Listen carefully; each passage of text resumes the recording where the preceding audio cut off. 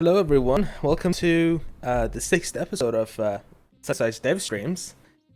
Welcome everyone to the stream. So this time I had to move it to Sunday, just so that I could work some more on some things. I wanted to finish the NPC AI, but that is still not finished. But we have some new stuff to show you guys that would hopefully be really nice. I have a list.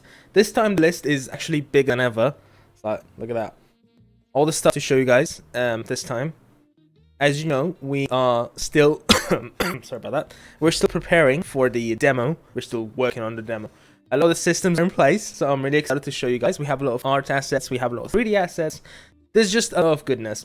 And prior to the stream, I shared another soundtrack with you guys on Discord. If you haven't listened to it, check it out. Maybe not right now, because you're watching this. But when this is done, go have a listen, and I hope you guys enjoy that one. That is more upbeat. We're planning to use that one for, actually not 100% sure if I want to use that for shop or if it should be like a kind of an upbeat event theme. So let's go to the window, and this is just the debug map, and I have changed the debug map, although that's not going to affect the game in any way. I think the debug map looks a little better now. It doesn't look like crap anymore. So, you know, we can try things and at least have a nice looking map, and kind of it's a lot more neat and small, right? So yeah, right, so the list.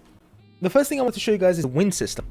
And I know I sound like a broken record by now, just every single time wind system. But this time, the difference is that we are connecting everything to the wind. So that includes the clouds, the grass, the new particles that I've added, the hair physics. All of that is affected by the wind. So, okay, so if I just spawn myself in there, it's gonna sound really loud. Or not, because it doesn't have audio for some reason. It doesn't matter, that's fine. Just take my word, there is audio. So, this is wind level 3. So I'm just gonna place myself here. And I'm going to grab the weather intensity. So right, so it's on 3 now, which is a really, like, quite severe wind. If I put this on 1, you can see the trees kind of don't sway much. You don't have as much of those leaves going around the screen. And the grass actually, slowly you can see the wave of wind going through it. And also my hair is just slowly going through the breeze, right? Moving with the breeze. And the clouds are also moving relatively slow. So if I crank this up to 3, you can see the clouds start moving faster. There's a lot of those, lot more of those leaves on the screen. My hair moves faster, the trees move faster, and the grass kind of sways faster as well. If I put it as high as it goes, which is 5, you can really start seeing it go. And those leaves on the screen, there's so many of them now. And those actually fall on the ground, so you can see them kind of accumulate here behind Gabriel and Cat, which we will get to in a bit. But yeah, that's a new wind system, which works really nicely. You can change the direction of it as well. The direction is not connected to the clouds yet. So if I changed it to, say, the other direction, you can see the trees move, the leaves move in that direction, but clouds don't yet. So I'm fixing that. Also, there are now planes in the sky. I don't know if there's any nearby that we can have a look at, but can you see that faint trail? Yeah, that's a plane, and you can actually see them. Oh, there we go, that's one. That's a plane. So the reason I added the planes is because, you know, in SunnySide, yes, you're living in a suburban area, it's like a small town, but you're still living near a quite busy city. And I wanted the hints of that to be in the game, and I thought those planes would be quite nice. Yeah, so back to the list, that is the wind system. Next one that I wanted to show you guys is the tree cutting. And a lot of these, by the way, I've shown on Discord before, but I guess this is more of a deep dive. So, let me turn the HUD back up, because I turn it off. There we go. So, we broke the tree cutting mechanic because we changed our player controller. Our player controller, just like most other games, it was basically, you know, you have an idle state and you move, and then your character moves in that direction. But now we have a physically based player character, which I've gone into depth with before, that like straves and move the camera direction and can jump and, you know, have physically reactive animations. And so we had to compensate for that and kind of remake our tree cutting mechanic. And there's going to be some oddities with the leaf colors, but that's just because I haven't really had the time to change that bit of it. But the tree cutting mechanic is there, and it's working. So if I go ahead and cut this tree, there you go, it drops down. That's what I meant with the oddity of the leaves. And the difference is that this time, you don't get those long branches coming out of the tree. Those also get kind of removed from the tree automatically and drop down. So I can take those branches and there's a little puff that shows up when you pick something up, and the tree bark doesn't have any branches on it. And I got inspired to do this by Valheim. Basically, when you break a tree, it doesn't have any branches on it, it's just one big bark. So, yeah. And then you can go ahead and break this as well into smaller pieces. There you go. Again, very reminiscent of Valheim, which is a really good system. And you can fully break it down if you want. And you get hardwood from the tree. It has a name, trunk. From the trunk, you get normal wood, which I have 1,000 of, I didn't even notice. And you get sticks. And these are three different wood items that will be required in different blueprints, as we call them, to craft things. And I've, again, showcased this before, but the way we optimized this, because we wanted every tree to be cuttable in SunnySide, and that is quite a, you know, hard thing to go for, to make every tree cuttable. And I'm not just talking about, like, you know, having a field full of these trees. Like, if there's a tree next to someone's house, you should be able to cut it, because it is still a tree. So the way we've done that is that these are all meshes. They don't have any code in them. But as soon as you get close to them, they get turned into a different version of that, which does have the code in it. Then you can break it. And then the system, we have this whole thing that I programmed called Ecosystem Manager, which will realize that you cut down a tree and will spawn a sapling close to it in a few days, so that you never run out of trees. Another cool thing with that is that I can maybe talk about this at the same time, is that everything in the world now affects the grass. And this will be really hard to see, but if I walk around in the grass, you can see that I'm kind of ruining it, I guess. So if I get close to it, oh god, it's really difficult to see. So let me really mess it up, and then I go to the free camera. So you can see the difference. That's the bits that are stumped on, basically. And this is not just bound to your character. Everything that is a 3D object will change this, will affect this. So if I slowly move this through the grass, it's going to... There you go. And if I get the camera free again, you can see that kind of left a trail into the grass where you fell. So you fell onto the grass, it kind of dampened it down. And then, so there's another thing that affects grass, and I haven't fully done it yet. But of course, fire, you know, you expect it to affect the grass. So currently, what it does is that it doesn't burn the grass, but it just makes the grass go away. So that will be the second step to make it burn the grass. So if I put this campfire down and I light it up, and I get close to it, you can see how it moves the grass down around it. And this originally was the effect that I created for snow. So when you build a campfire in snow, it will slowly melt the snow around it. But this was kind of a byproduct of doing that, because it also affects the grass. Because basically how I programmed the grass to move with your footstep is similar to the snow. But instead of leaving snow trails, what you do is that you just stump it down. You know, to show you guys how that would look, you know, the snow, it also affects sand. So if I walk through the sand, I'm going to leave some trails. It's really faint because, you know, there's not much sand in there. But you can totally see it. It's actually affecting the geometry. It's not just adding color to it. It's changing the geometry in 3D space. And yeah, that's pretty cool. Next thing to talk about, let me just take that off, is the crafting system. So you guys seen snippets of that before as well? But basically the way crafting works in SunnySide, originally I wanted you to be able to craft some things on the go on your phone, but I'm not sure if I want to go with that idea anymore. It's going to be more like Animal Crossing, where there is a crafting table in like the community center that you can use, but then you can create your own to put in your house or wherever you want, and we have a copy of it here. Don't mind the emerald icon for it. I don't have the icon made for it yet, but if I click on it, there it is.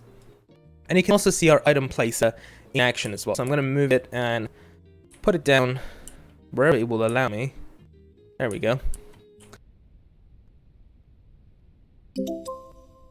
But yeah, you click on it, it will open the laptop and it will show you the crafting companion app or program, or because it's on your laptop. And then you have all the crafting stuff. You can use the different categories to see what you have, like miscellaneous. I have stick. I can add things to my favorite so that it will show up there. Equipment and everything. So let's just go ahead and create this campfire. I have enough stone, I have enough wood, I have thousands of it. And you can make up to 10 of them at the same time. So if I try to type in 15, I can't create more than 10 items in one go, as it says. So let's just go ahead and make 5. Not that. And then you can use these tabs to also make it go higher or lower. Obviously, you can go more than 10. And this is tied to your crafting skill tree. So you can unlock a skill to craft more than 10 items in one go. That would be a skill to unlock, basically. So let's create 5 of these. Then she will play the animation of crafting it. And then, oh my god, didn't mean to do that. But yeah, crafted 5 small campfire. And then you can see that the items have been added to my inventory. And that is how the crafting works for now. You can add 2 new items to this crafting table. I think I've shown that before, but let's just quickly open Blender and I can show you guys the model of that. This is a crafting table. This is the first tier of crafting table that you can have. It just does, you know, your basic things. But you can go ahead and add a 3D printer to that, which is that thing. I'm actually going to render mode so you can have a nice look at this model. There we go. So you can make a 3D printer to add to it, and you can craft a lot more things with that. And you can also add a vase, or I hope that I'm pronouncing that correctly, to the side over here. And this will allow you to make even more things that are made out of metal, specifically. And this would be kind of the complete crafting table. So the 3D printer you have to buy from someone, from the electronics store in the game. The vase you can also buy, but you can also craft that one. So yeah, this would be how the crafting table looks, fully upgraded, basically, at least for now. We are reworking the old soundtracks, so like spring theme, winter theme. We're having a completely different go at them. Matthew wanted to basically upgrade them and make them more jazzy, but he messaged me the other day and he said, look, I'm just going to start from scratch because this isn't going to work. And I'm going to start from scratch and go for something that is more fitting with our new style. So it's going to take more time. And I said, yes, take your time with it. Music is such a huge part of this game. I think it's an underrated thing in indie games. Because when music is done well, I mean, look at Undertale. We have some bangers from Undertale, but most indie games really don't focus as much on music, which is understandable. But I love to focus on music so that if everything else fails, at least SunnySide has a good soundtrack, you know? Yes, so that was the crafting system. Another thing that I wanted to show you guys, which is quite a small thing, but it's finally in the game. So you know how some of the apps in the game, like the inventory, are full screen? So if I press tab, I will open the inventory immediately. There we go. This is the inventory, right? But it's technically an app on your phone that is full screen. So although you have a quick access button for it, we still wanted to have the cool animation of showing your phone go full screen. So if you open the phone, and if I open the backpack, which is the name of that inventory manager for now, then the phone will turn around, zoom in, and then you get the full screen app. Just a little tiny thing, but I think you know me as a details kind of guy. So here's your details that you guys want it. Basically, what's going to happen is the laptop is going to have a 3D printer app on it that you can use. So the 3D printer is going to be making you mostly cosmetic stuff. So imagine if you can 3D print little figurines or something. So that's the main thing I'm going for with it here. And you know, I really love to talk to some other games. Like I love to talk to Stardew Valley. Maybe I can just talk to Eric himself. I don't know. But I like to talk to other games and see if we can add Easter eggs of them in games. So you can create, maybe you want to 3D print yourself a tiny little domino from Stardew Valley to SunnySide. If they're good, if allow us to do that, I would gladly add something from Stardew Valley to the game, or something from other great indie farming games that are coming out, or just indie games in general. So the 3D printer, it'll take time, yes. So there will be like a time bar on top of it, so you can leave it. And another good thing is you can actually upgrade your phone to connect to your crafting table remotely. So imagine if you're out and about and you have a 3D printing job done, it will give you a notification, hey, the 3D printer just finished the job, so you can queue another task to your crafting table remotely. But that would require you to upgrade your phone and install an app that would connect to your 3D printer. But that's another idea that we have to implement. I wanted to show you guys the hairstyles, the new hairstyles that we have. So I have made this easier for myself than usual. So here's a little map that we can use to preview new assets. I know this is called Character Creator, but don't read too much into it. I probably will change it eventually. So this is your default hairstyle we had. So this is a new one. And big fan of this one. I think it's really cute. All the colors that you see as well are changeable, of course. But I just put something that I liked on it. This is another one that we have. Looks pretty cute. And then we have the third one, which is my personal favorite. And yeah, they're physically based, so they will kind of roll around on your shoulders and whatnot. And then the last one. Yeah, let's just have another look at them from a different angle. You guys go. So yeah, that is the hairstyle, and I'm glad you guys love it. I think Alan's done a great job on 3D modeling these. So next thing I wanted to show you guys are some of Kat's additional portraits. So we have all of it done, as you guys can see. And for example, we have her casual, which is one of my favorites. She looks so adorable in them. So there you guys go. This is the casual set. One of them close up. I absolutely love the little necklace that she has. And these are really high res. Like Kyrie, Jesus Christ, you can get really close to the model and it's still, yeah. We have spring done. We have autumn done, which is really cute. We have her swimsuit collection of portraits, which will take place during the swimming competition. And her winter outfit, which is again one of my favorite ones. I just really love her earmuffs. And then summer, which I don't think, have I shown this one before? Yeah, this is the summer outfit. And speaking of Kat, this is something that we decided yesterday with Fam Chef. She's going to a private college. Her dad is a military person. He's general, and her mother is a professor at a university. And she lives with her sister Natalie in SunnySide. And the reason they moved there is that they moved into the grandparents' house. And, you know, having those really strict parents kind of puts a lot of pressure on them to be the best of the family. So that's why they moved to SunnySide, to show they can live by themselves. Natalie's the older sister, Catherine is the younger, more rebellious sister. But yeah, so Catherine is, I think this is what we decided to do, but she's studying art, or yeah, probably art, in a private college. She's a first year, and Natalie is studying, I think, journalism.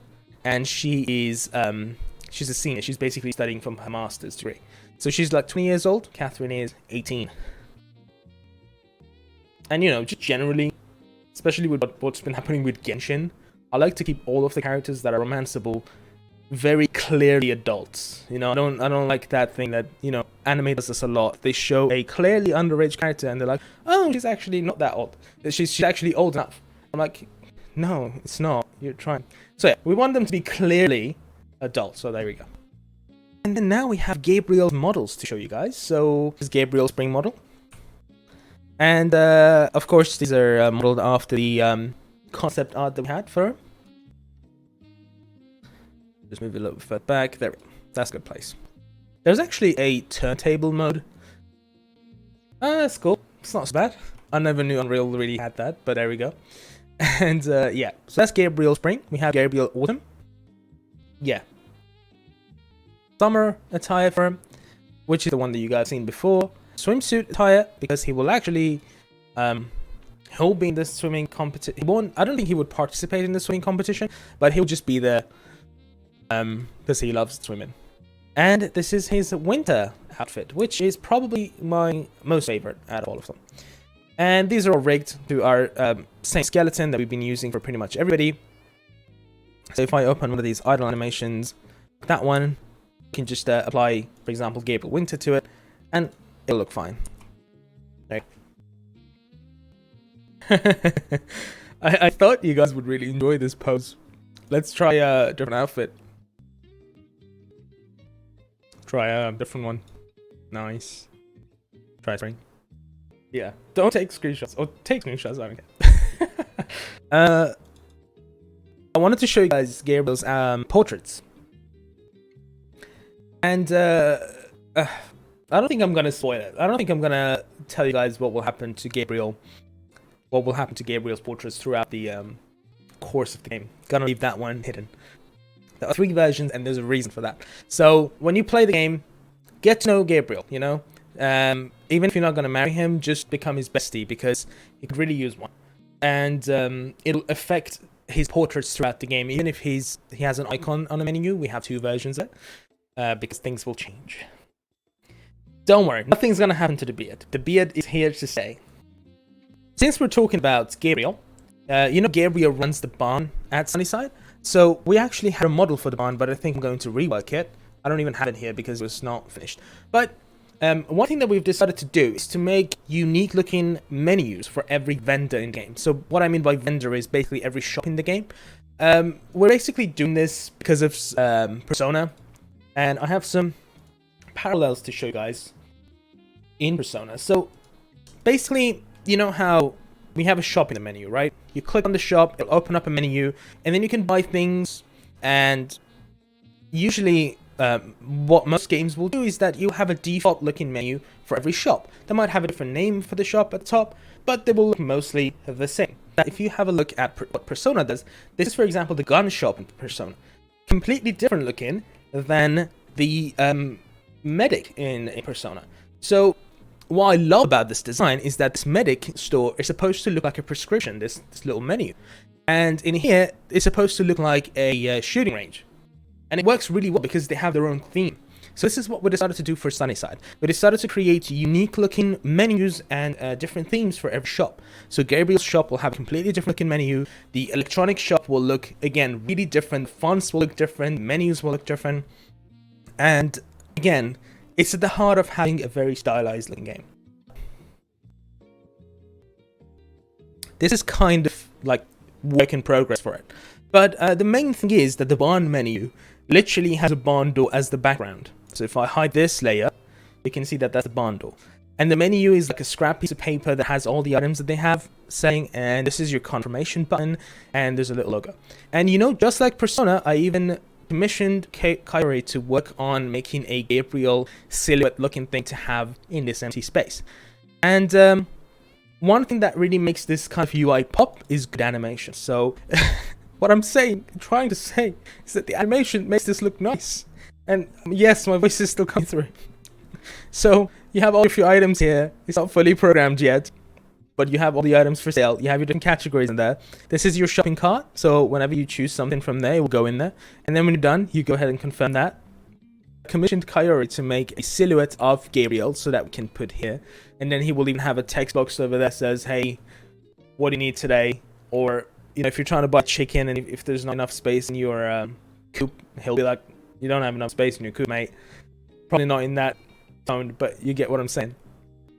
And yeah, I just love that brush animation. So the way I did this, a little bit of explaining behind it, is that before becoming a game dev, I was really into After Effects and motion graphics. So I spent a really long time learning After Effects and all it has to do. So finally, it's coming in handy, and I decided to put that After Effects, experience to good use. So I made all of those animations in After Effects, turn them into sprite sheets, and then we just play that when you open a window. So this is how the animation kind of reveals itself.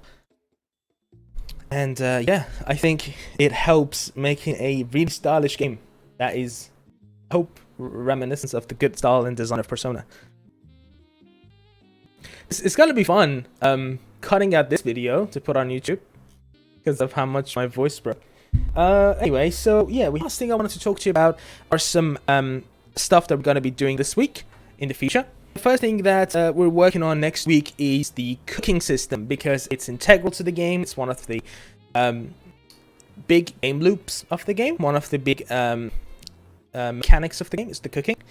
Probably this is what we're thinking to do, is that you're going to have a tablet like on a kind of a utensil holder, and that tablet will have a cooking app on it, and then it will hold all of your cooking recipes. You can try out different ingredients, and the way the cooking works basically is that you mix ingredients with an equipment and then you get results. So for example, if you mixed wheat and eggs and water with an oven, you get bread. But if you do that and basically, put it in a bowl, then you get dough, and then you can use that dough for something else. And this is a simple gameplay loop, but it's something that's really expandable. So you're basically going to have a tablet on the side that you can choose ingredients. So if you want to freeform it, if you want to discover basically cooking recipes on your own, or if you already have one and you want to choose it from the list, and then you get to choose an equipment. The equipments are purchasable and craftable, so you can buy an oven, or you can make yourself a simple pan to cook in. That's how the cooking system will work. Another thing that I'm working on this, I haven't actually told anyone about this, I was thinking about it yesterday, but I'm considering adding a build mode to the game. So imagine you're just playing the game normally, and then you have a button to go into build mode. When you go into build mode, then you can place down walls, you can place down windows, you can place down floor if you want, like tiles, or you can make pathways, or you can change the wallpaper, you can change anything you want in the world, similar to basically a mix of Valheim and Sims. And that build mode will give you a bit more control over putting things down and making things, and it won't really convolute and complicate the main gameplay mechanics. So if you're going around, you don't want to just click on your tiles on the floor and they will just come out. So that's why a build mode would help that.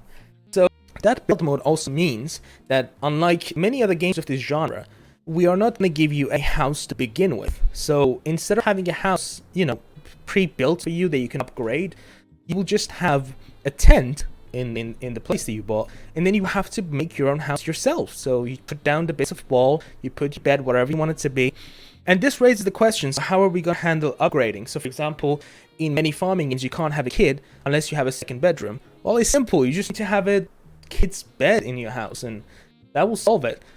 You see, it's not much. When you get to that point of giving that much player agency and control to the player, it's not really about limiting player.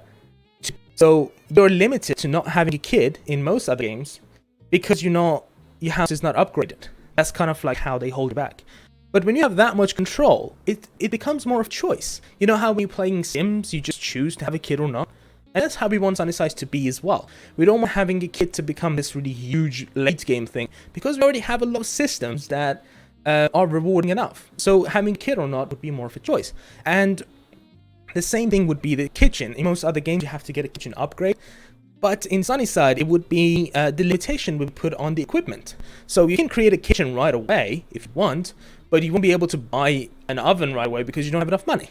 So I think that's more of a modern take on it, to give you that level of freedom, but then make limitations that are sensible. So, you know, an oven is expensive.